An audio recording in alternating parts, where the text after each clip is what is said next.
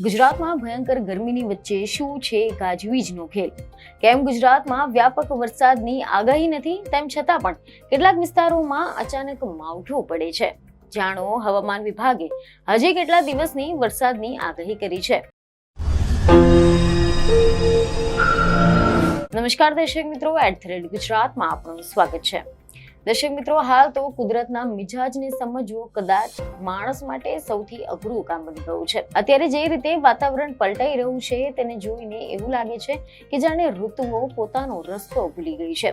કારણ કે ગુજરાતના આકાશમાં આ દિવસોમાં એક અજાણી ચંચળતા જોવા મળી રહી છે. બપોરના કડકડતા તાપમાં ધરતી તપતી હોય છે અને રસ્તાઓ પર ગરમીનો ત્રાસ અનુભવાતો હોય છે અને લોકો ગરમીથી બચવા માટે છાંયડો શોધતા હોય છે. પરંતુ સાંજ પડતા આજે આકાશમાં અચાનક વાદળો ઘેરાઈ જાય છે, પવનનું જોર વધી જાય છે અને ક્યાંક તો ગાજવીજની સાથે વરસાદના ટીપા ધરતીને ભીંજવી જાય છે.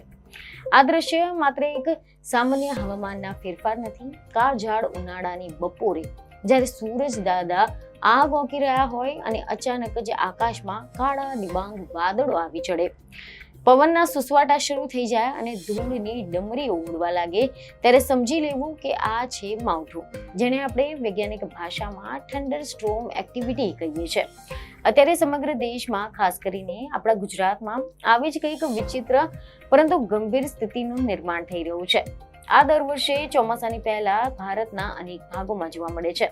ખાસ કરીને માર્ચથી મે દરમિયાન આ પ્રવૃત્તિઓ વધુ સક્રિય રહે છે અને આ વખતે પણ હવામાન વિભાગે દેશભરમાં આ જ પ્રકારની સ્થિતિની આગાહી કરી છે, જેમાં 15 કરતા વધુ રાજ્યોમાં વરસાદની સાથે તોફાની પવન ફૂંકાવાની શક્યતા દર્શાવવામાં આવી છે.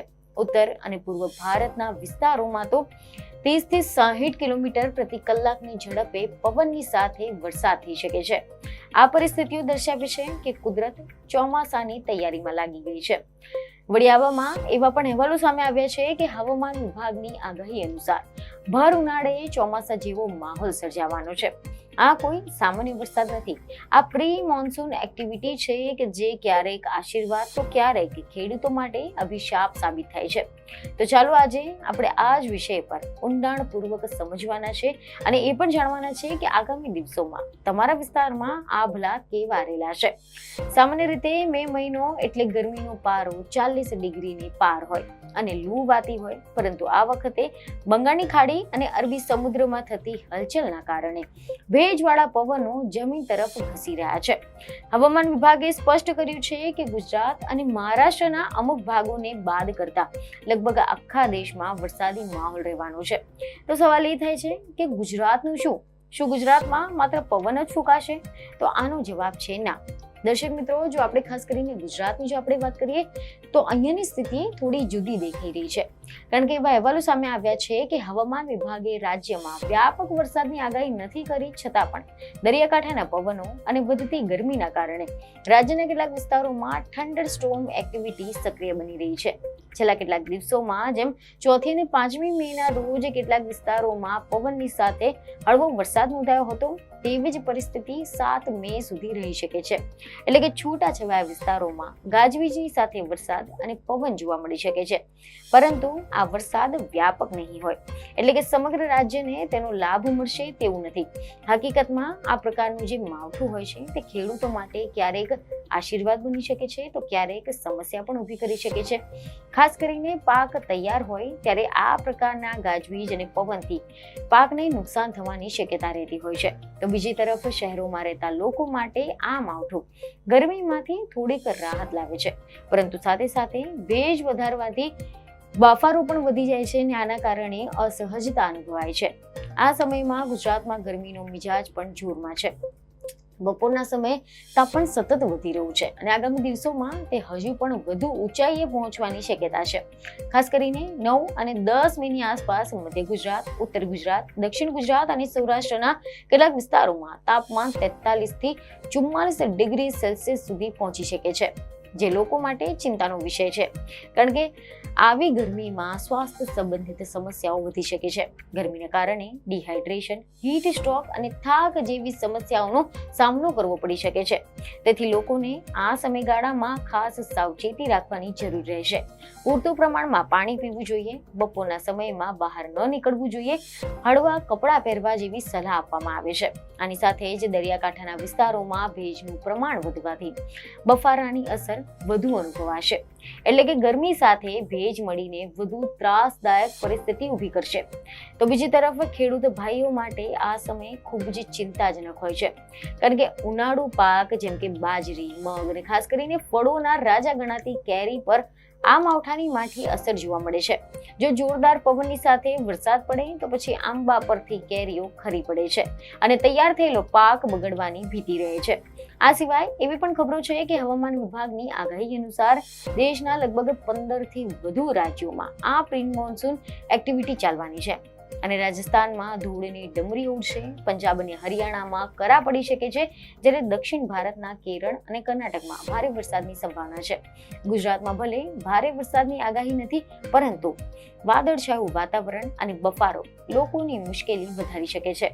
જ્યારે હવામાં ભેજનું પ્રમાણ વધે છે અને તાપમાન ઊંચું હોય ત્યારે પરસેવો સુકાતો નથી અને અસહ્ય અકળામણ થાય છે. પરંતુ આ તો સિક્કાની એક બાજુ છે. બીજી બાજુ ગરમીનો મોટો ખતરો તો હજુ પણ ટોળાઈ રહ્યો છે. એવા અહેવાલો છે કે હવામાન વિભાગના ડેટા અને મોડલ્સ સૂચવે છે કે 9 અને 10 મે પછી ગુજરાતમાં ગરમીનું રૌદ્ર સ્વરૂપ જોવા મળશે. અત્યારે જે વરસાદી માહોલના કારણે તાપમાનમાં થોડોક ઘટાડો થયો છે તે માત્ર ક્ષણિક રાહત છે. જેવું આ માવઠું શાંત થશે કે તરત જ પારો સીધો જ 43 થી 44 ડિગ્રી સેલ્સિયસને સ્પર્શી જશે. અમદાવાદ, ગાંધીનગર, વડોદરા અને રાજકોટ જેવા શહેરો હીટ આઇલેન્ડ બની જશે. ખાસ કરીને સૌરાષ્ટ્રના આંતરિક વિસ્તારો અને કચ્છમાં કાળઝાળ ગરમીનો પ્રકોપ વધવાનો છે. દરિયાકાંઠાના વિસ્તારોમાં ભેજના કારણે ગરમી વધુ આકરી લાગશે. એટલે કે ગુજરાતવાસીઓએ અત્યારે એક સાથે બે મોરચે લડવાનું રહેશે. એક તરફ અચાનક આવતો વરસાદ અને બીજી તરફ તેના પાછળથી આવતી ભયંકર ગરમી. આ સમગ્ર પરિસ્થિતિને જોતા એવું કહી શકાય કે ગુજરાતમાં હવામાનનો મિજાજ હાલમાં એક સાથે અનેક રૂપો બતાવી રહ્યું છે. એક તરફ ગરમીનો ત્રાસ છે તો બીજી તરફ પવન અને ગાજવીજ સાથેનું માવઠું છે. આ બદલાતું હવામાન માત્ર આજની વાત નથી, પરંતુ દર વર્ષે ચોમાસા પહેલા આવું જ જોવા મળે છે. આ પ્રી મોન્સૂન એક્ટિવિટી એ ચોમાસા માટેનો પ્રારંભિક સંકેત પણ છે.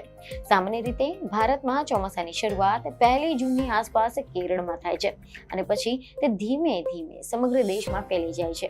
મહત્વની વાત એ છે કે ગુજરાતમાં ચોમાસું સામાન્ય રીતે 15 જૂનની આસપાસ પ્રવેશ કરે છે, પરંતુ એની પહેલા મે મહિનામાં જ આ જ પ્રકારની વરસાદી પ્રવૃત્તિઓ શરૂ થઈ જાય છે, જે જમીનને ઠંડક આપે છે અને ચોમાસા માટે અનુકૂળ પરિસ્થિતિ બનાવે છે.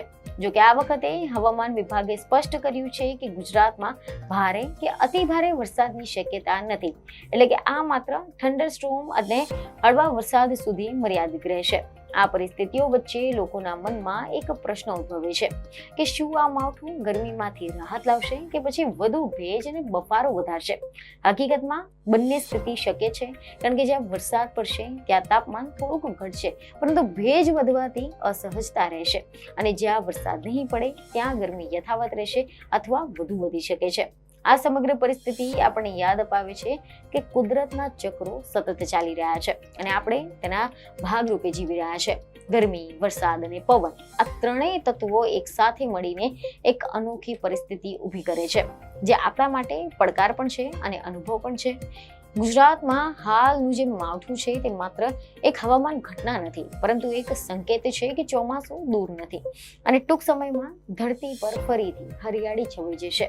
પરંતુ એની પહેલા આ ગરમી અને માવઠાનો સમય આપણને સહન કરવો પડશે, અને આ સમયગાળામાં સાવચેતી, તૈયારી અને સમજદારી ખૂબ જ જરૂરી છે, જેથી આપણે કુદરતના બદલાતા સ્વભાવને સારી રીતે સંભાળી શકીએ અને તેનો લાભ પણ લઈ શકીએ. અંતમાં એટલું જ કહી શકાય કે ગુજરાતમાં હાલનું હવામાન એક રસપ્રદ અને ચંચળ તબક્કામાંથી પસાર થઈ રહ્યું છે, જ્યાં દરેક દિવસ કંઈક નવું લઈને આવે છે. ક્યારેક ગરમીનો ત્રાસ, ક્યાંક પવનની ઠંડક, તો ક્યારેક વરસાદની મીઠી છાંટ.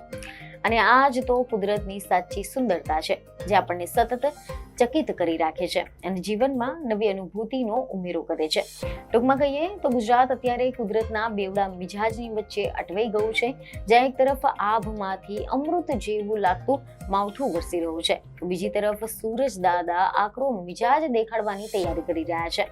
સાવચેત રહો, સુરક્ષિત રહો અને હવામાનની પળે પળની વિગતો જાણતા રહો. તો આશા છે કે આ માહિતી તમને મહત્વની લાગી હશે, જેથી અમારા વિડીયોને લાઈક અને શેર જરૂરથી કરજો. બીજું એક ખબર સાથે ફરી મળીશું. ધન્યવાદ.